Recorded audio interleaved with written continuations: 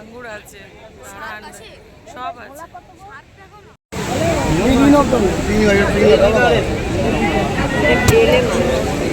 Good morning বন্ধুরা, welcome back to my channel. তো আমার আজকে একটা নতুন ব্লগে নতুন দিনে তোমাদের সবাইকে অনেক অনেক ভালোবাসা দিয়ে ব্লগটা চালু করছি। আর এখন বাজে সকাল 6টা, আর আমরা এসেছি বিচে একটু ঘুরতে।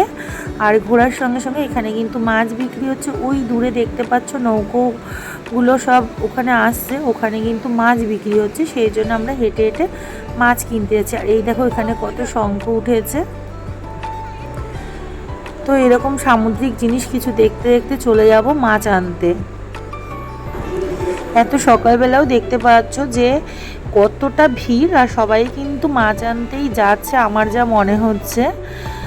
দেখো মাছের এখানে ভীষণই ভিড়, মনে হচ্ছে যেন মাছের এখানে মেলা বসে গেছে। তো চলো আর একটু সামনে গিয়ে তোমাদেরকে একটু মাছগুলো দেখাবো।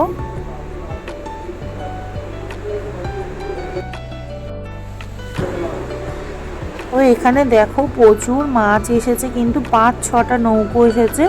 একটা একটা করে নৌকো তোমাদেরকে আমি ঘুরে ঘুরে দেখাচ্ছি। দেখো অনেক মাছ, আমি এত মাছের নামও জানি না, বলতেও পারবো না। আমি এসেছিলাম একটুখানি কাঁকড়া নিতে, তো দেখা যাক কাঁকড়া পাওয়া যায় কি না।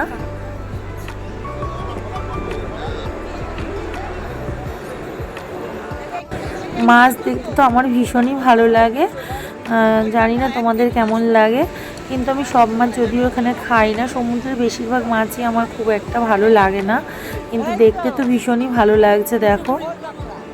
আর একদম জ্যান্ত মানে টাটকা মাছ, এগুলো তো সাধারণত আমাদের এদিকে এত টাটকা মাছ পাবো না, কেন নিয়ে যেতে যেতেই তো অনেক টাইম লেগে যায়। তো দেখো আমরা এখান থেকে কাঁকড়া কিনে নিয়েছি। আর মাসি ওটা কি মাছ কিনলো আমি নাম বলতে পারবো না, তো ওই মাছটা নিয়েছে। চলো এবার মাছগুলো আমরা কাটিয়ে নেবো এখান থেকে। তো এর পাশেই কিন্তু তোমরা মাছ কাটানোর জন্য মাসিরা বসে থাকে, পেয়ে যাবে। তো 1 কেজি কাঁকড়া কাটতে 20 টাকা, আর 500 মাছ কাটতে মনে হয় 30 টাকা নিল। ও দেখো আমি আরেকটুখানি ভিডিও করছিলাম, এদিকে ওদিকে ওরা কাটছিল, তো আমি ভাবলাম আরেকটুখানি মাছ দেখে ভিডিও করি না। আমার তো ভীষণই এরকম জাল থেকে মাছ ছাড়াই যে দেখতে খুবই ভালো লাগে। আর তার মধ্যেই দেখো আমার ছেলে এত বায়না করছিল, তো একটা ঘোড়ায় চাপবে বলছিল। আমার তো মানে ভীষণই ভয় লাগে ঘোড়ায় চাপতে, তো ছোট ঘোড়া বলে আমি বললাম ঠিক আছে চাপ। বড় ঘোড়াগুলো আর উটের পিঠে, আমি যখন অনেক ছোট ছিলাম তখন একবার উটের পিঠে উঠেছিলাম, আমার ভীষণই ভয় লেগেছে, এত কান্না করেছি। সঙ্গে সঙ্গে আবার উটের পিঠ থেকে নামিয়ে দিয়েছে। ছোট ঘোড়া বলে ও ভয় পাচ্ছে না, বড় ঘোড়া হলে কিন্তু আমার মনে হয় ভয় পেত। যাই হোক, ছেলে মানুষ ভয় না পাওয়াটাই ভালো। ও বলছিল উঠেও উঠবো, কিন্তু আমি যেহেতু একবার ভয় পেয়েছিলাম, সেহেতু আমি বললাম যে না, উঠে আর উঠতে হবে না, ঘোড়ার পিঠেই চড়ে নাও।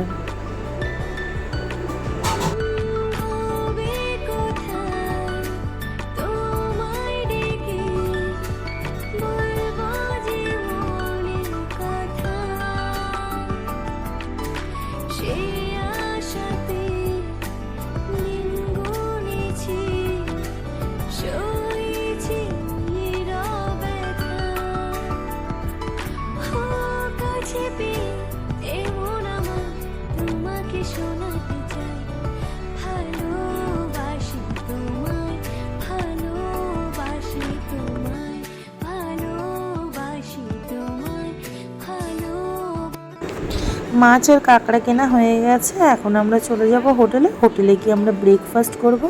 আর এখানে দেখো কত কিছু বিক্রি হচ্ছে, এগুলো একটু দেখতে দেখতে একদম হোটেলে চলে যাব। আর এদিকে দেখো বালি দিয়ে কি সুন্দর শিব ঠাকুর তৈরি করেছে। এখানে একজন দাদা ছিলেন, উনি তৈরি করছিলেন, তো দেখে ভীষণই ভালো লাগলো, তাই এখানে একটু দাঁড়িয়ে ফটোগ্রাফি করলাম।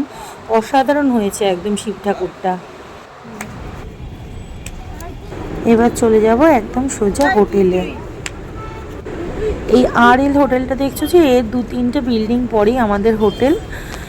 তো দেখো হোটেলে চলে এসেছি, আর রাস্তা থেকে কিনে এনেছিলাম পেটাই পরোটা, আর তার সঙ্গে আলুর তরকারি দিয়েছিল। তো ব্রেকফাস্টটা আগে করে নিই। আর এখানে মা দেখো মাছ ভাজা আরম্ভ করে দিয়েছে। আর হবে হচ্ছে আজকে কাঁকড়া, মাছের ঝোল হবে আর কাঁকড়া হবে। কাঁকড়াগুলো ওখান থেকে ছাড়িয়ে এনেছিলাম, তোমরা দেখেছো। আর মা বাড়িতে এসে ধুয়ে নিয়েছে। মা এখন রান্না করবে, আর আমরা যাব স্নান করতে। আর এদিকে মাসি কাটাকুটি করছে। আর আমি দেখো রেডি হয়ে গেছি, যাবো। আর আমি আর ছেলে স্নান করতে, মারা একটু পরে আসবে।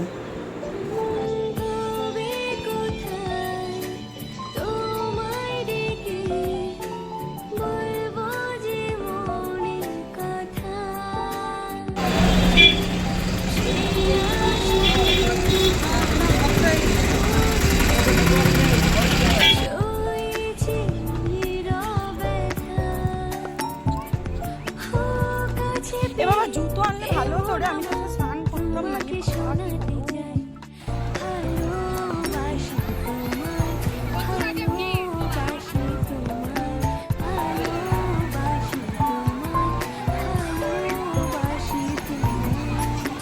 সমুদ্রে স্নান করতে এসে সমুদ্রের ভয়াবহ উতাল পাতাল ঢেউ দেখে কিন্তু নামতে ভীষণই ভয় লাগছিল।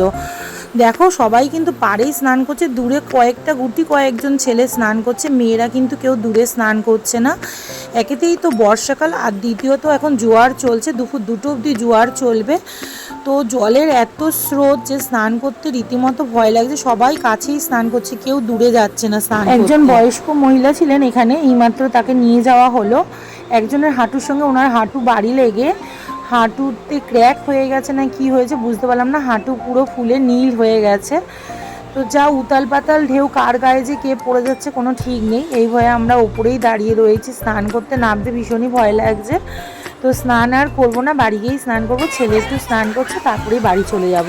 তো তোমরা ততক্ষণ ভিডিওটা দেখতে থাকো, ছেলে স্নান করে নিক আর আমিও একটু ভিডিও করে নিই।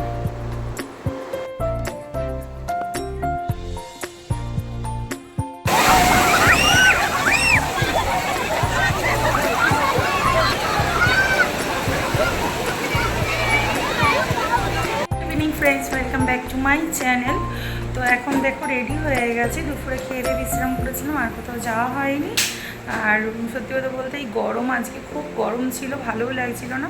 ভেবেছিলাম গোল্ডেন বিচে আর যাওয়া হলো না। এখন আমরা খাজা কিনতে, এখানে খাজা কিন্তু খুব বিখ্যাত পুরীর।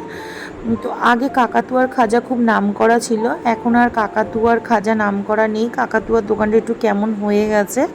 যখন 2019 সালে এসেছিলাম তখন কিন্তু কাকাতুয়ার খাজাই বিখ্যাত ছিল। এখন সবাই দেখি গাঙ্গুরামের খাজা কিনছে।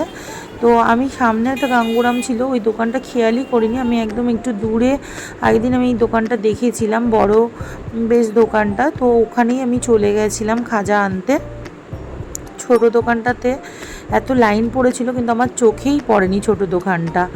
তো এখানে এসে খাজার দাম জিজ্ঞাসা করলাম, তো তেলে ভাজাটা হচ্ছে 200 টাকা, আর ঘিয়ে ভাজা যেটা ছিল সেটা হচ্ছে 280 টাকা। তো আমি তেলে ভাজারটাই নিলাম 2 কেজি। কেন, সবাইকে প্রসাদ হিসাবে দিতে হবে, পুরীর মন্দিরের যা প্রসাদ সেটা কাউকে দেওয়া যায় না, সেজন্য এখান থেকে একটু বেশি করে খাজা নিয়ে নিলাম। একবারে খাজা কিনে নিয়ে চলে এলাম বিচের ধারে। কাল মার্কেটিং করেছিলাম, আজকে জাস্ট বিচে একটু বসবো আর কিছু খাওয়া দাওয়া করব। তো আজকের মতো ভিডিওটা এখানেই শেষ করে দিচ্ছি। আবার দেখাবে নেক্সট ব্লগে তোমাদের পুরীর মন্দির ঘুরে দেখাবো। তো চলো, ততক্ষণ তোমরা ভালো থেকো, সুস্থ থেকো, tata, bye bye, good night.